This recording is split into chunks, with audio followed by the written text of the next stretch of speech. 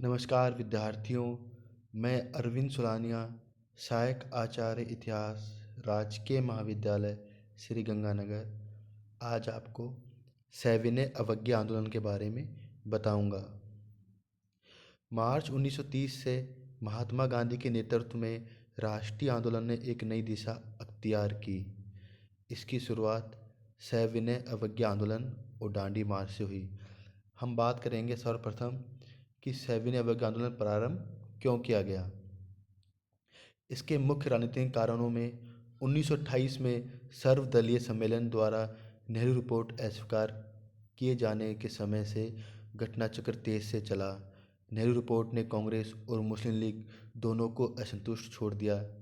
एक तरफ भारत में नई राजनीतिक शक्तियों का उदय हो रहा था, तो दूसरी तरफ कांग्रेस के अंदर ही विद्रोह की भावना पनपती जा रही थी। आतंकवादी और क्रांतिकारी गतिविधियां बढ़ गई थी। छात्र शक्ति का उदय हो रहा था। सोशलिस्ट और कम्युनिस्ट विचारधारा पनप रही थी। किसान और मजदूरों के आंदोलन हो रहे थे। सांप्रदायिकता का उभार हो रहा था और साथ ही साथ सरकार का दमन चक्र भी चल रहा था। देश का जुझारू वर्ग अब झूठे बहकावे में आने को तैयार नहीं था। स्वतंत्रता की मांग कांग्रेस के अंदर और बाहर बढ़ रही थी। इस भावना को सही दिशा देने और उसका सही ढंग से उपयोग करने के लिए ठोस कार्यक्रम बनाना आवश्यक था। अतः कांग्रेस ने अपने नए हथियार सविनय अवज्ञा आंदोलन का सहारा लिया। इसी समय विश्वव्यापी आर्थिक मंदी प्रारंभ हो गई थी। भारत में राष्ट्रीय आंदोलन की तीसरी तरंग 1930-32 में आई, जब एक तरफ विश्व के महान आर्थिक संकट ने और दूसरी तरफ सोवियत संघ की साम्राज्यवादी सफलता और चीनी क्रांति के प्रभाव ने दुनिया के विभिन्न देशों में क्रांति की परिस्थिति उत्पन्न कर दी थी। विश्वव्यापी आर्थिक मंदी का प्रभाव भारत की अर्थव्यवस्था पर भी पड़ा। भारत की संपूर्ण अर्थव्यवस्था लड़खड़ा गई। अनाज का उत्पादन कम हो गया, जिससे किसानों की मुसीबत बढ़ गई। मूल्यों में बेहद वृद्धि हो गई। भारत का निर्यात बहुत अधिक कम हो गया। लेकिन अंग्रेजों ने इस स्थिति में भी भारत से धन निष्कासन बंद नहीं किया। अनेक कारखाने बंद हो गए और अनेक पूंजीपतियों का दिवाला निकल गया। फलस्वरूप मजदूर और पूंजी दोनों की आर्थिक नीतियों से परेशानी उठानी पड़ी। किसान वर्ग तो पहले से ही गरीबी की मार खा रहा था। इस कारण देश का वातावरण तेजी से सरकार विरोधी होता चला गया। गांधी जी इस मौके का लाभ उठाने और इस विरोध को सविनय अवज्ञा आंदोलन की तरफ मोड़ने के पक्ष में थे। इस कारण उन्होंने आंदोलन प्रारंभ करने का प्रयास किया। इसी समय भारत की स्थिति विस्फोटजनक हो गई थी। आतंकवादी गतिविधियां अत्यधिक बढ़ती जा रही थी। मेरठ षड्यंत्र केस और लाहौर षड्यंत्र केस ने सरकार विरोधी विचारधारा को उग्र बना दिया था। किसान, मजदूर और क्रांतिकारियों के बीच समान दृष्टिकोण बनता जा रहा था। इससे हिंसा और भय का वातावरण व्याप्त था। गांधी जैसे अहिंसक व्यक्ति ने इस विचारधारा को मोड़कर शांति में ढंग के द्वारा सरकार से संघर्ष करने के लिए सविनय अवज्ञा आंदोलन प्रारंभ करने का प्रयास किया। सरकार राष्ट्रीयता और देश प्रेम की बढ़ती भावना से त्रस्त हो चुकी थी। इसके दमन के लिए वह नित्य नए नए उपयोग करती जा रही थी। इसी संदर्भ में सरकार ने जनवरी 1929 में पब्लिक सेफ्टी बिल या काला कानून पेश किया, जिससे विधानमंडल पहले ही अस्वीकार कर चुका था। इससे भी जनता में असंतोष था। इसी बीच 31 अक्टूबर 1929 को वायसरॉय लॉर्ड इरविन ने भारत की स्थिति पर एक घोषणा की कि अंग्रेज सरकार ये समझती है कि 1917 की घोषणा में यह बात अंतर्निहित है कि भारत को औपनिवेशिक स्वराज प्रदान किया जाएगा और इसकी घोषणा करने का अधिकार मुझे दिया गया है। लॉर्ड इरविन की घोषणा से भारतीयों के बीच एक आशा का संचार हुआ। परिणामस्वरूप वायसराय के निमंत्रण पर गांधी, मोहम्मद अली जिन्ना, तेज बहादुर सप्रू, विट्ठल भाई पटेल इत्यादि कांग्रेस नेताओं ने दिल्ली में उनसे मुलाकात की। वायसराय डोमेन स्टेट के विषय पर इन नेताओं को कोई निश्चित आश्वासन नहीं दे पाए। दूसरी तरफ ब्रिटिश संसद में इरविन की घोषणा पर असंतोष व्यक्त हुआ। इससे कारण भी कांग्रेसी नेताओं में गहरी निराशा व्याप्त हो गई। इसी माहौल के अंतिम सप्ताह में कांग्रेस का अधिवेशन लाहौर में प्रारंभ हुआ। गांधी जी की जगह जवाहरलाल नेहरू को कांग्रेस की अध्यक्षता प्रदान की गई। इसी बीच सरकार ने नेहरू रिपोर्ट को स्वीकार नहीं किया। इसलिए नेहरू ने पूर्ण स्वाधीनता की मांग रखी उन्होंने स्पष्ट शब्दों में घोषणा की कि आज हमारा सिर्फ एक लक्ष्य है, स्वाधीनता का लक्ष्य। हमारे लिए स्वाधीनता के माने हैं ब्रिटिश आधिपत्य और ब्रिटिश साम्राज्यवाद से पूर्ण स्वतंत्रता। 31 दिसंबर 1929 के मध्य रात्रि को रावी नदी के तट पर जवाहरलाल नेहरू ने तिरंगा झंडा फहराया और स्वतंत्रता की घोषणा की। 26 जनवरी 1930 को पूर्ण स्वतंत्रता दिवस मनाने की घोषणा की गई। फरवरी 1930 में कांग्रेस वर्किंग कमेटी ने महात्मा गांधी को उचित समय पर सविनय अभियान आंदोलन प्रारंभ करने का अधिकार दे दिया। पूरे देश में उत्साह की एक नई लहर जग गई। लाहौर कांग्रेस अधिवेशन से प्रेरित होकर खान अब्दुल गफ्फार खान ने भी कांग्रेस में शामिल होने का निश्चय कर लिया। महात्मा गांधी आंदोलन प्रारंभ करने से पहले भी ब्रिटिश सरकार के साथ समझौता करने के पक्ष में थे।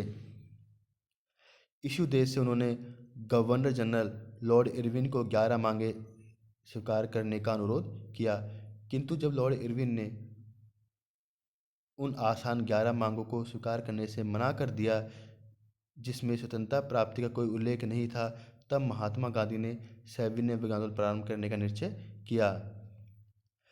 महात्मा गांधी का सविनय आंदोलन प्रारंभ करने के पीछे उद्देश्य, जैसा कि उन्होंने 14 मार्च 1930 को साबरमती आश्रम में उपस्थित लोगों को समझाते हुए कहा था कि इस आंदोलन से उनका मुख्य उद्देश्य ब्रिटिश सरकार को इस उलझन में डाल देना है कि यदि हम गलत कानूनों का उल्लंघन करेंगे और ब्रिटिश सरकार शक्तिपूर्वक इन आंदोलन का दमन करने का प्रयास करेगी तो हम विदेशी के सामने ब्रिटिश सरकार के अत्याचारीपूर्ण स्वरूप को प्रस्तुत करेंगे, और यदि ब्रिटिश सरकार इस आंदोलन को दबाने का प्रयास नहीं करती तो हम एक एक करके कानून का उल्लंघन करके शासन को बिल्कुल ठप कर देंगे।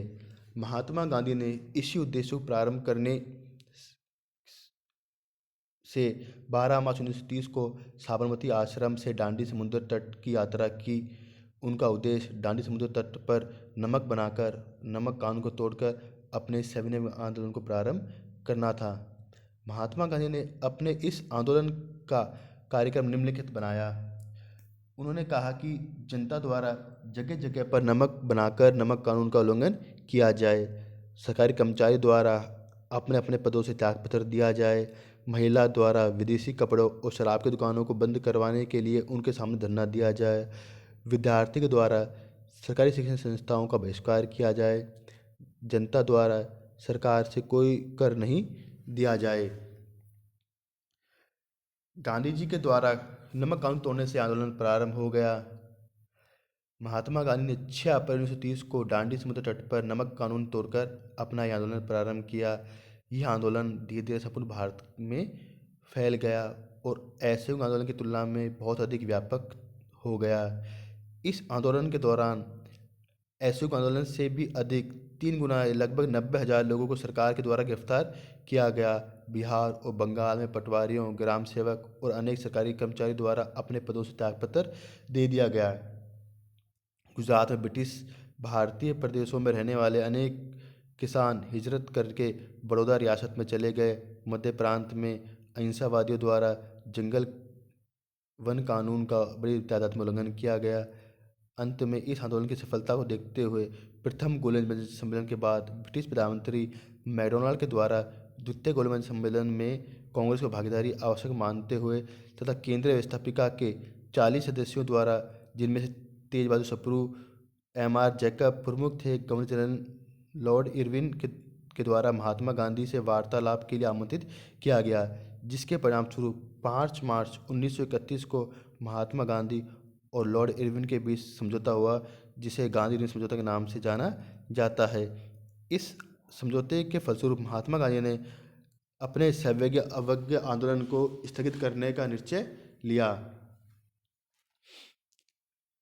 किंतु 3 जनवरी 1932 में महात्मा गांधी ने इस आंदोलन को दोबारा प्रारंभ कर दिया, जिसके मुख्य 2 कारण थे। लॉर्ड वेलिंगटन द्वारा, जो लॉर्ड इरविन के स्थान पर गवर्नर जनरल बनकर नियुक्त हुआ था, गांधी ने समझौते को लागू करने से उसने इनकार कर दिया। महात्मा गांधी का द्वितीय गोलमेज सम्मेलन में ब्रिटिश सरकार की नीति से पूर्णतः असंतुष्ट होना था, किंतु इस बार यह आंदोलन अधिक लोकप्रिय नहीं हो सका, जिसके फलस्वरूप अंत में 7 अप्रैल 1934 को महात्मा गांधी के द्वारा इस आंदोलन को समाप्त करने की घोषणा की गई। इस प्रकार यह आंदोलन स्वतंत्रता प्राप्ति के लिए अपने उद्देश्यों को प्राप्त नहीं कर सका। फिर भी भारतीय राष्ट्रीय आंदोलन की सफलता में इस आंदोलन का महत्वपूर्ण योगदान है। जैसा कि बिपिन चंद्रा ने लिखा है कि यह आंदोलन निश्चित तौर पर असहयोग आंदोलन की तुलना में बहुत अधिक व्यापक था। इस असहयोग आंदोलन की तुलना में लगभग 3 गुना अधिक लोगों को द्वारा ब्रिटिश सरकार के द्वारा गिरफ्तार किया गया था। इस आंदोलन के द्वारा शराब और भूमि कर से होने वाली सरकार की आय लगभग आधी रह गई थी। इंग्लैंड से आयात किए जाने वाले कपड़े की मात्रा घटकर 1/3 रह गई थी। इस आंदोलन में पहली बार महिलाओं ने घर की चारदीवारी से निकलकर आंदोलन में बड़ी संख्या में भाग लिया।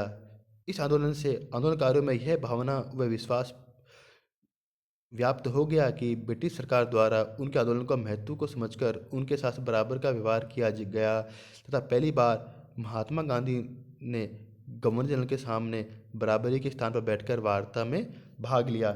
इस प्रकार कहीं न कहीं भारतीय स्वतंत्रता आंदोलन में सविनय अवज्ञा आंदोलन का महत्वपूर्ण योगदान है।